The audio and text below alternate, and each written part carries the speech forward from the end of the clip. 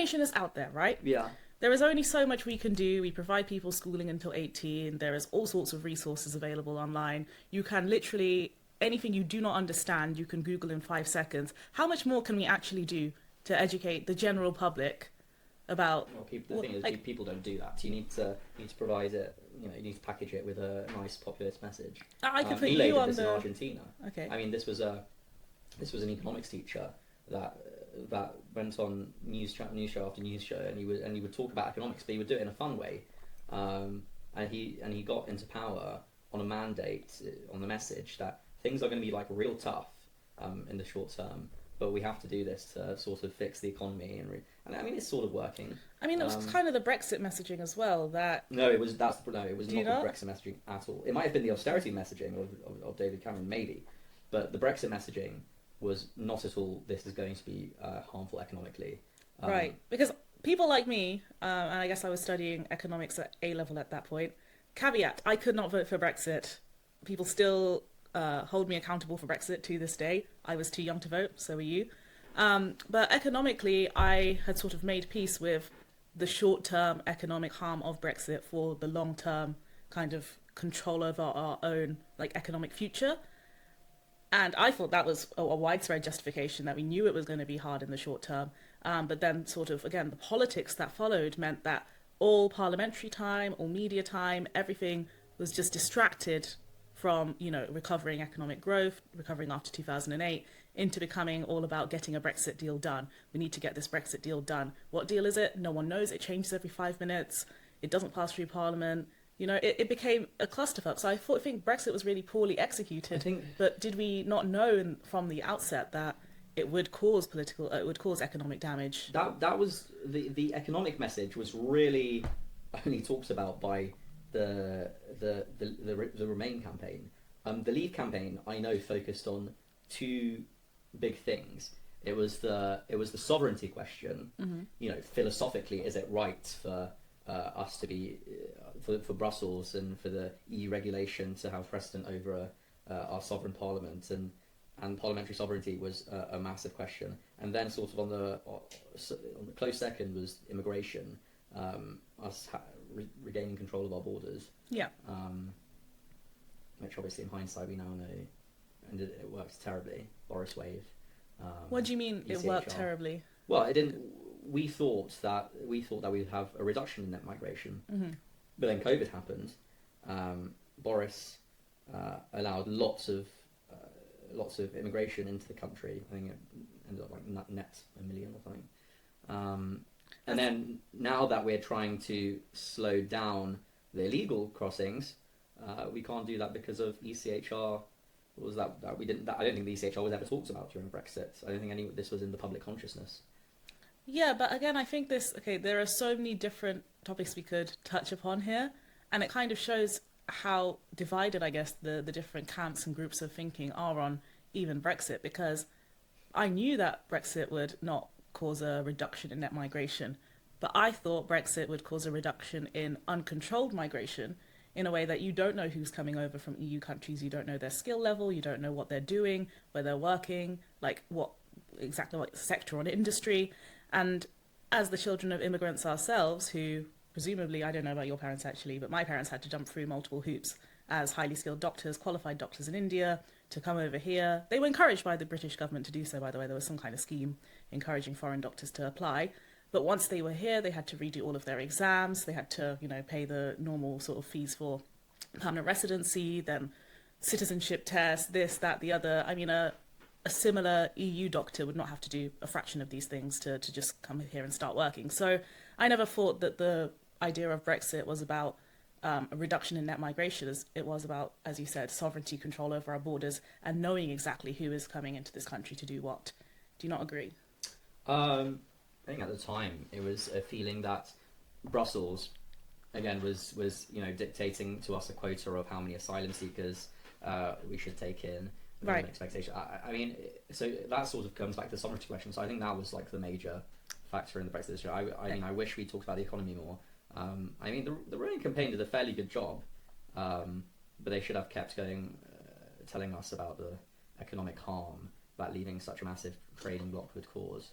And the ludicrousness of the idea that alone we could, under WTO rules, we could, set up hundreds of new trading. Well, it's simple. They didn't go into countries. those details because they didn't think it was going to happen. No one actually studied before Brexit, I guess, the implications of Brexit. I mean, David Cameron, being a Remainer, is such an odd position for him to have taken, because why did he call for the vote, a referendum, when he didn't actually present the country with all of the information they needed on what this referendum would mean economically? Surely there must have been a process of due diligence before calling a referendum on what is the economic impact on this vote if things were to go one way or another. I think that's certainly a major factor. I don't want to sound like the liberal elites, but the population of the country was not well educated on the impact of Brexit. Yeah, on either side, and I think there was just a level of laziness from the Remaining camp, thinking this is never going to happen, so we don't have to worry about the implications. It's probably not something that should have been. It should have been taken into advisement, the referendum, because of course referenda aren't binding in any way. Parliament is sovereign, and they could have chosen not to follow. But this sounds like the kind of cope you see from the Remain camps even today, right? Yeah. That we can reverse Brexit. There was lots of hope if Labour came in, they would hold another vote, or they'd reverse, or they'd try to rejoin or something. Well, under Thatcher, joining the EU. It was something else back then. I think under the Rome Agreement, it was called something else. Anyway, it was more of an economic thing, and that was another major thing. The expansion of what the EU did. Before, it was just a trading bloc. There was treaties and whatnot that we'd agreed to, but now it's sort of more of a normative legislative body that has vastly more regulatory powers. Exactly. Anyone remember those annoying bottle caps? You go over to the US these days, and everything that used to be is still present in the UK, at least, for climate and sustainability, like paper straws and those bottle caps that don't unscrew the whole way. Completely reversed over there now. Not that they had the bottle caps in the first place, but they use disposable bags again, they use disposable cutlery. And I think there was a brief moment in time where I think the UK and US were aligned on this, that we had to reduce our plastic consumption and waste and things, but since the Trump presidency, I think it's all gone out the window. Yeah, I mean, I think that's fair. You sort of get a feeling that you're going around with a dustpan and brush, like a hurricane, when you see China and India and the developing world. They're, let's just say the problem may lie largely there, with many things, carbon emissions, especially China. China's probably the main culprit. Yeah, but I don't think it's. I don't know. Sustainability is something that we should all care about, regardless of whether or not anyone else is caring about it or doing it. In my opinion, if your neighbour has a dirty yard with litter everywhere, that doesn't mean you should give up and not tidy up your yard, your front garden. This is true. Do you see our generation? It seemed to be an increasing worry around the 2010s. Our generation and the younger generation, they were hugely eco-conscious. I don't really see that anymore. I mean, even Greta Thunberg has gone off the global warming trend. She's now hopped on her flotilla. Has this been removed from the public consciousness? I disagree. I think in aggregate, our generation is probably way more eco-conscious than any other generation has been.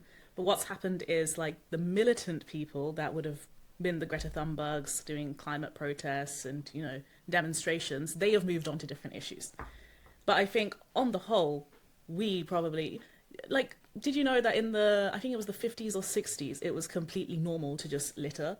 After you'd have a picnic in a field somewhere, you would just dust off your things and shake off the picnic blanket, and then you just go home, leaving all of your rubbish in one place. So we have moved a long way since then, and there was a huge public policy campaign to clean up litter, for example. And I think we are the same way about sustainability, that we just do things, but we're not noticing them, we're not picking up on the fact that we do, but we are making more eco-conscious choices just because the messaging has worked, and it doesn't make sense to us to do it any other way. It doesn't make sense for us to go out of our way to put something in a general waste bin if the recycling is just there, you know? And I think that has Yeah. half been influenced by policy and half been influenced by people like in our generation trying to do better. So I definitely try to reduce my plastic consumption, whether that's just from like an aesthetic perspective of I don't I don't like the kind of like plastic trash my parents grew up with. I didn't like the sort of disposable furniture culture we had with IKEA. So now, as you can see, I only buy secondhand pieces of furniture made of real wood. And I'm not saying everyone is like me, but I'm seeing more and more people choose to make these choices. Plus, there is some kind of like virtue signaling going on. I'm not saying these choices exist in a vacuum at all. I think that if you are seen as really eco wasteful or like, you know, unsustainable for the sake of it, you will get shamed by your peer group. Yeah. I think even your family and you make eco-conscious decisions that you're not even thinking about as particularly eco-conscious, but a couple of generations ago you probably wouldn't. That may well be true. Do you disagree? Are you using plastic bags every time you go food shopping, for No, example? I have a tote bag or a bag for life. Exactly. It's just been ingrained in our lives these days, and it's also seen as like the morally superior, higher class status thing to do, right? Use your It has reusable definitely been a jars. trend with um, more conservative consumption patterns. You know, the aversion to fast fashion. Yeah. That's definitely been a trend. Is that a recession indicator, though? What specifically?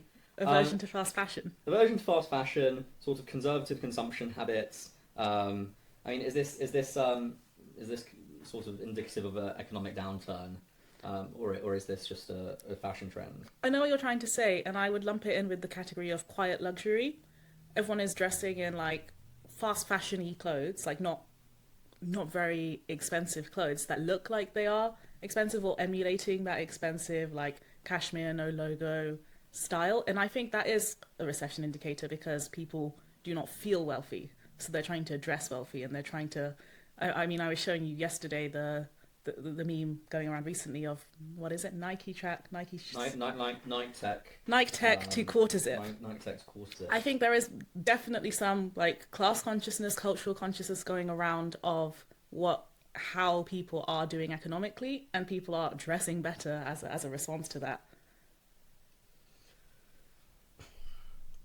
Says you in your quarter zip. Oh. So I read an FT article this morning. Mm-hmm. Investors are leaving the UK, despite the FTSE 100 doing fairly well. They're still taking their money out, holding cash, investing elsewhere.